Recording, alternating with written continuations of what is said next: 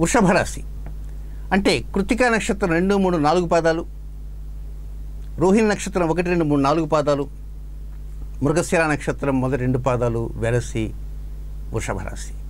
ఈ వృషభ రాశిలో జన్మించిన జాతకులకి ఆ రాశి నుంచి 9వ స్థానంలో ఈ పాక్షిక చంద్రగ్రహణం ఆగస్టు 7వ తేదీ రాత్రి సంభవిస్తుంది శ్రవణ నక్షత్రంలో. అయితే దీనివలన ఈ జాతకులు ఏం తీసుకోవాలంటే తమ తండ్రి సంబంధమైనటువంటి ఆస్తులు కానీ అంతస్తులు కానీ లేక తండ్రితో ఉన్నటువంటి ముచ్చట్లు కానీ మురిపాలు కానీ ఇలాంటి వాటి మీద కొన్ని జాగ్రత్తలు అంటూ తీసుకోవాలి. అంతకుముందాక తండ్రితో ఉన్నటువంటి సాన్నిహిత్యం ఏదైనా కొన్ని కారణాల వలన ఆ సాన్నిహిత్యం కొంచెం లోపంతో ఉండడానికి అవకాశం ఉంటుంది.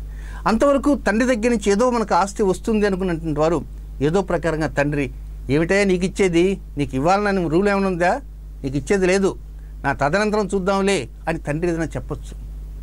కనుక తండ్రి దగ్గర నుంచి ఏదో ఆశించి ఉన్నటువంటి అబ్బాయిలు కావచ్చు, అమ్మాయిలు కావచ్చు, ఇలాంటి వారు కొన్ని జాగ్రత్తలు తీసుకోవడానికి ప్రయత్నం చేయండి. అంతేకాకుండా తండ్రితో తమ ఏదో కొన్ని ముఖ్యమైనటువంటి రహస్యాలు ఏదన్నా చెప్పాలనుకున్నారనుకోండి, ఆ రహస్యాలు చెప్పాలనుకున్నప్పుడు మా నాన్నగారే కదా, మా మంచి చూస్తాడు కదా అని అనుకోవచ్చు. కానీ ఒక్కోసారి అది చెప్పవలసి కనుక ఉంటే 1కి 100 సార్లు ఆలోచన చేసి ఆ తర్వాతనే చెప్పడానికే ప్రయత్నం చేయండి తప్ప హడావుడిగా మా నాన్న అంటూ మా తండ్రి గారు నేనంటే ప్రేమ అనేటువంటి ఉద్దేశంతో మీరు ఏదన్నా ఒక విషయాన్ని చెప్పారనుకోండి, ఆ విషయం మీద ఆయన ఆలోచన చేస్తూ ఆ విషయం ఎట్లా తనకు తెలిసింది కనుక ఆ తర్వాత మీకు రావాల్సిన 4 రూపాయల్లో 2 రూపాయలు కట్ చేయడానికి కూడా అవకాశం అనేది ఉంటుందని వృషభ రాశి వారు గమనించాలి. అయితే ఇది ఎప్పటి నుంచి ఎప్పటిదాకా ఉంటుంది?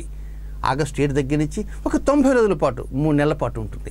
కనుక తండ్రి సంబంధించినటువంటి ఆస్తులు కానీ లేక చనిపోయినటువంటి తండ్రి యొక్క స్థితిగతులు కానీ లేక తండ్రితో సమానంగా ఉన్నటువంటి బాబాయిలు కానీ చిన్నాన్నలు కానీ పెదనాన్నలు కానీ ఇలాంటి వారు ఉంటారు కనుక వారితో మాట్లాడే అంశాల్లో కానీ లేక ఇతర విధి విధానాలు కానీ చాలా జాగ్రత్తగా ఉండాల్సిన అవసరం అంతే ఉంది.